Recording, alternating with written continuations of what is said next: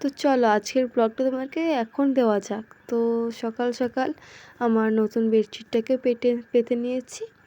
আর কালকে যেহেতু দিদিরা এসেছিলো তাই এই যে, আর আমাদের পুচকিটা তো আসবেই, আর পুচকির জন্য এই কাঁথাগুলো বের করা হয়েছিল, মানে আমাদের বাড়িতে থাকে আর এইটা তো অনেক দিন ধরে ছিল আলনাতে, সেজন্য এটাকেও রেখে দেবো বলে বের করেছি।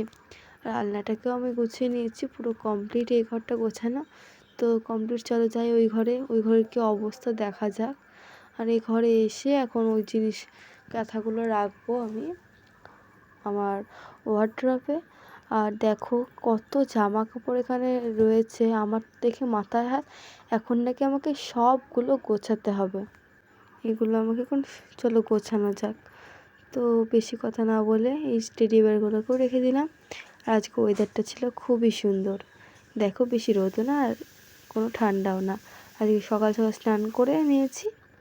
আর আজকে যেহেতু শনিবার ছিল ভেজ, তাই মা করেছিল ভাত আর একটা তরকারি। তো বাই।